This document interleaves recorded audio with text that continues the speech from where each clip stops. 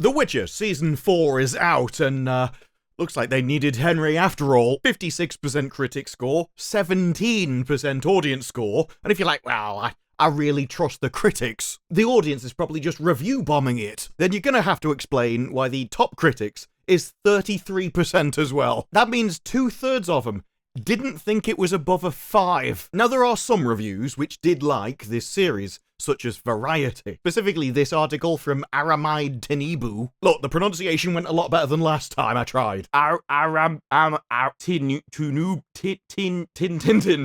Because this is the famous journalist that was crying that her clitlet was taken away from her with the savant. So I can't help wondering that this review is basically just, a hankering for a certain somebody. And look, the review isn't all bad. She even brings up ironing just to solidify the patriarchy. Just make me laugh though, she brings up the opening sequence that recaps the events, when all it is the Where's Waldo of The Witcher, otherwise known as Where's Ciri? Your entire being is dedicated to finding someone, your Ciri. Whatever he's up to, Ciri's at the center of it. She will be mine. We need to save Ciri.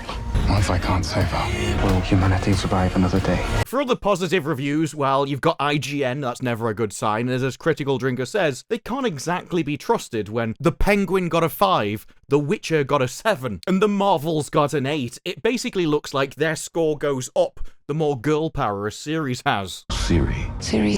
Although they did give Willow a 9, so there are times when they absolutely knock it out of the park. I think the strangest of the positives is CBR though. Liam Hemsworth Geralt silences the haters. What, you mean like the critics? Do you mean the professional top critics? They've been silenced, yes. Probably because they left and didn't finish the series. They're not watching any more of this tripe. That's why they don't need to talk about it anymore. This season of The Witcher is make or break for Netflix's flagship fantasy series. Break it is. Because saying it earned a low Rotten Tomatoes score and isn't faring too well, that could win an award for Understatement of the Year. Now, I do agree that Liam Hemsworth doesn't seem to be the problem with the series. He's a lot like beige paint. He's very difficult to even form an opinion on. From the first few episodes I've watched, the action scenes he was in were great. I'm sure a lot of that was stunt work. But for the rest of it, he's just kind of there. There are far greater criticisms of the series that I'd have than him. One of them being this screenshot. It's right there at the start of episode 3. I saw that and turned the series off. It's like, yeah, think I've watched enough, thanks. I mean, my first thought about him is, why does he look like Keith Lemon? I'm very confused between the two of them, and why has he got employment in The Witcher? And look, calling him Keith Lemon is a lot more of a compliment than Lily Savage, alright? Although you give Lily Savage a moustache, and I think there's also a very close likeness there. It's the spitting image. Now, the best comment about Liam Hemsworth that I've seen is that he's just so cautiously not awful that he's basically invisible in the series. And that's not just because he's barely in the series, although that's true as well. The start of the series so far has been the best because he was in it the most. And although that very, very quickly just starts going off talking about everybody else. Especially Ciri, and I have no idea why she's even in the show. You couldn't find a more pointless, boring character to stick in a story. We're supposed to think, oh, everyone's caring about Ciri, when I could happily yeet her off a bridge and not lose a second of sleep. In fact, so far my biggest problem in this entire fantasy series is trying to suspend my disbelief in this world that anyone would give a fuck about Ciri. And as for doing a spin-off series about the gang that she joins up with in the show, why? Now, this movie was supposed to be a series and they cut it down. That's always a good sign. So rather than multiple episodes, now we just get like a 90-minute movie, and it does break a record that I didn't even know was being set in movies. That being 1 minute 48 to the first clam slam. You normally open a movie setting up the story, the characters, telling the audience as fast as possible what's most important about them. Well, in this, the most important information was 1 minute 48 to the first minge mashing. The only important thing, the only thing of any note about Ciri's character is that she enjoys a good clunge collision. Now, I haven't watched it yet, but the entire spin-off has been described as a disaster by an insider. Behind the scenes was a disaster. It's worse than Blood Origin, and everything went wrong with it. It wrapped prematurely when Netflix saw the footage and decided to only film for 2 months rather than 6. Considering that Blood Origin was also a disaster and was a longer series that was hacked down into a shorter amount of episodes, I'm really looking forward to reviewing The Rats even though I have met the crew, and they're some of the most insufferable gits you'll ever come across. That said, the movie starts with their heads in a barrel, so at least I know I'll get a happy ending. I love it when a plan comes together. But as The Witcher, as far as Liam Hemsworth is concerned, if people are complimenting him, I'm pretty sure it's all for the same reason, just like Variety. The only question on their mind is Liam Hemsworth hunk enough for The Witcher? As you can tell, this show really appeals to the male audience. You know, the one it's meant to. The one that played the games. They're like, no! Are there any Minotaurs in this movie that he can wrap his hands around on a farm? He actually only has yellow eyes because of an infection he got when it blasted him in the face. No, The Witcher Season 4 has some incredible titles out of it. Liam Hemsworth steps into a series that's become pure bilge. Look how Netflix massacred my boy, dragged down by the Hemsworth in the room. The epitome of squandered potential by... I've stared at this name for 10 seconds, I have no idea. Liam Hemsworth is as charismatic as a bollard in a wig. Dons Henry Cavill's wig for a superbly silly return. That's exactly the kind of terminology you would associate with The Witcher. Silly. Oh, you'll love this show. It's a laugh a minute. It remains as cheesy. The Witcher's not supposed to be cheesy. This is like saying that Mr. Bean and Blackadder are a gritty drama. That would be an insult, despite if you happen to like gritty dramas. It means they've failed because they've missed the tone of the show. Remains as cheesy as a hunk of gorgonzola. As cheesy as a hunk of gorgonzola impaled by a spear. I actually don't know how that improves the cheese. Oh, I love a bit of brie, but it doesn't really have the same flavour until it's been speared. Even with that, they only give it a 3 out of 5. You can understand them with reviews like that, why Lauren Hisrich has been trying to run, interference, excuses, cope.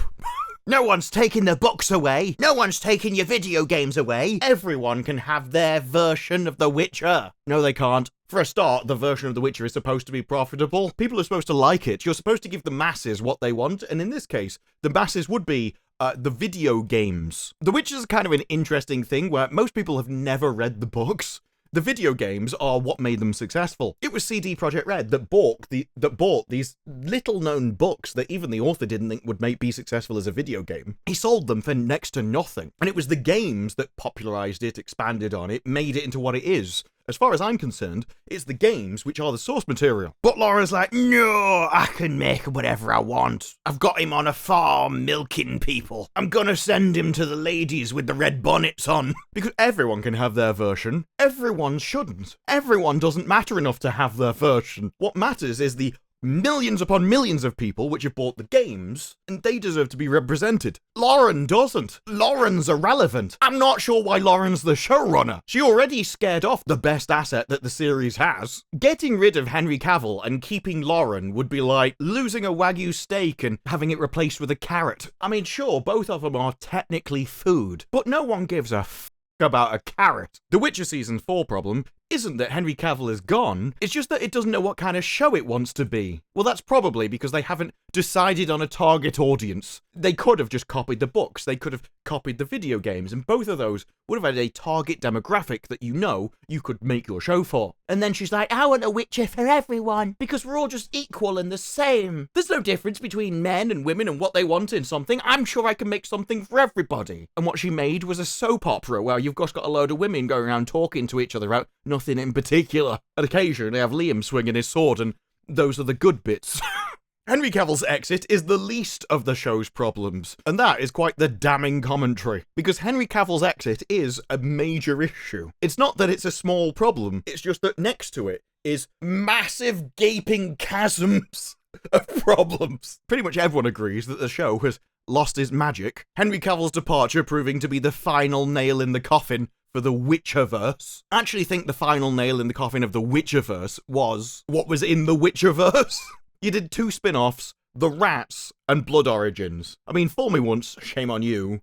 Fool me twice, shame on me. Fool me 3 times. I don't think the rhyme even goes that far. It's never happened. You'd have to be a complete retard. Even PC Gamer, even the game journalists are like, this is awful. Liam Hemsworth becomes Geralt in time for The Witcher to fully become an ensemble show where he's basically supporting cast. Now, Henry also had that problem. That's why he kept having to ask Lauren for lines, and she'd be like, no, Ciri. Ciri. As when you can't abstract, you can only see yourself represented in another fanny packer. But when the PC gamer can Witcher please be in his own show? Hemsworth can grunt like nobody's business and looks good in a bathtub. The importance of which shouldn't be downplayed. Like I said, the only people that really enjoy him as an actor in this show are those who are so thirsty they curated the Sahara Desert. Episode 5 isn't about girls, it's a campfire episode where people take turns around the firelight telling stories. I'm not there yet, and now I don't want to be. That sounds like my idea of a living hell. Hemsworth making space for the other actors finally brought me on board with him. Oh, I think that says it all. The time that I really learned to like Liam Hemsworth as The Witcher is when he cared so little about the show, he just let everyone else do all the acting for him. That's really the difference between him being The Witcher and Henry Cavill. Henry Cavill cared. He knew what The Witcher was, he was a big fan of the series, and so he was always pushing for it to be actually true to The Witcher. And then you got Liam, who we all know why he's in the show. Big stacks of money.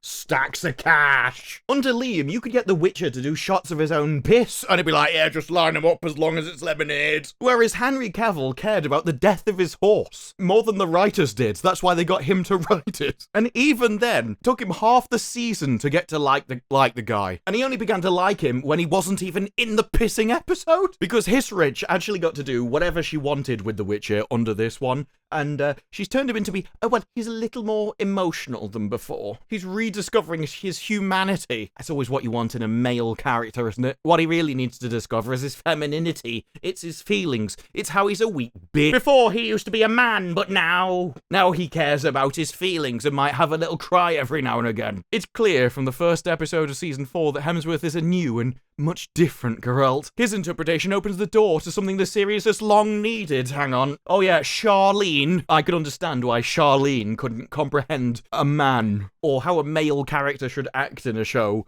like The Witcher. Instead, Charlene could only understand Charlene. Well, I cry all the time and I'm a useless so Geralt has to be as well. He needs to talk more, feels, and occasionally even smiles. He's just like Charlene, for reals. That's the genius twist. The genius twist is they turned him into Charlene. This is why you're supposed to get a show and a character written by the target demographic. Because everyone else can't comprehend what a man is. They have to turn him into them. And then you end up with Witcher to talk about his feelings. That's why they're like, well, it's a solid refresh. You know, it's about as good as before, but it does little to win back disillusioned fans. So in other words, The 4th season might not blow you away or convert any distractors. High praise there. But it delivers a solid season filmed with excellent action. I did like the action that I've seen so far. It's just that there's huge gaping chasms of a load of women wandering around being useless all the time. That I'm sure I'm supposed to think is massively important. But really, it's just the same as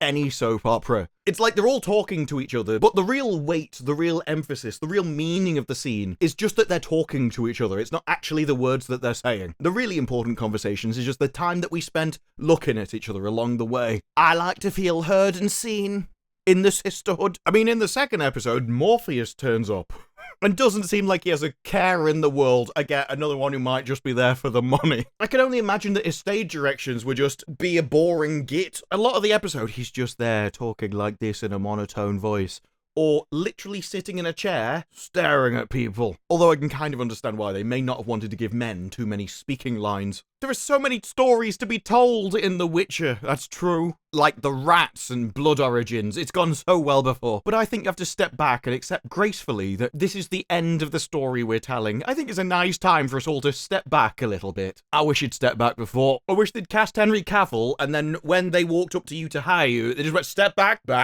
and then tested the nation for testosterone and just hired the highest one. It couldn't have gone worse, right? For those of you who are stuck with this adventure from the beginning, the end of the road is in sight. It doesn't seem like someone who's too enthusiastic about the series. It's a positive... Thank God it's over.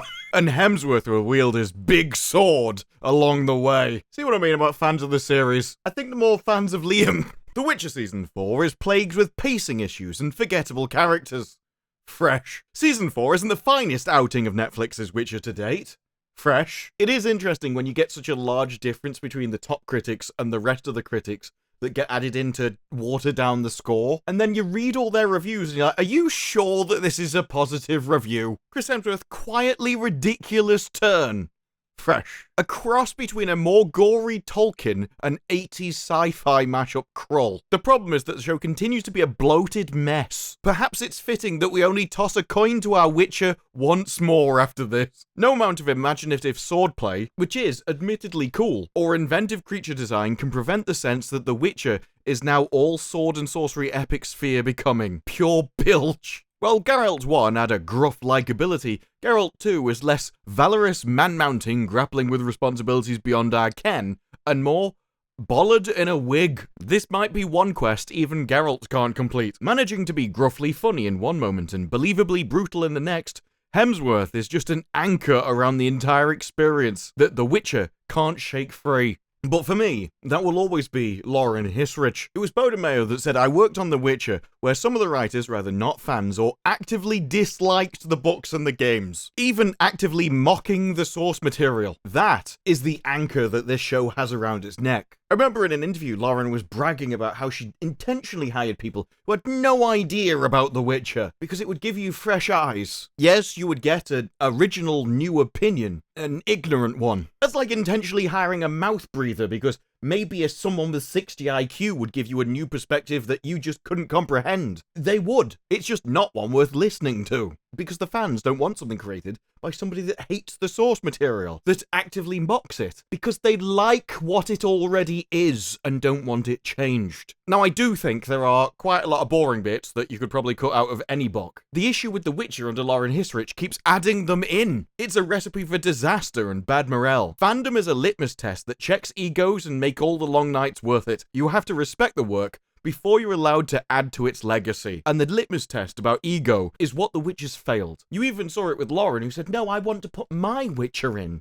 But you're not important enough to have a Witcher. You don't matter. What matters to most people would be the games. What happens to a lot of people would be the books. Those were the pieces of work that prove themselves worthy of the IP, who get their value from the sheer weight of number of people that like it. What does Lauren Hissrich have? She came into a piece of work which is bigger than her, and then decided to make it hers. What she did was fail the ego check. And that's why, for me, from the 4 episodes that I've seen so far, Liam definitely isn't the worst thing about the series. He's not uplifting it, he's not improving anything, there's just far bigger problems, and most of them seem to be behind the camera. But those are just my thoughts. What are yours? Let me know down in the comments below. Like the video if you like the video, subscribe more videos like this in the future, and I will see you in the next one. Bye bye.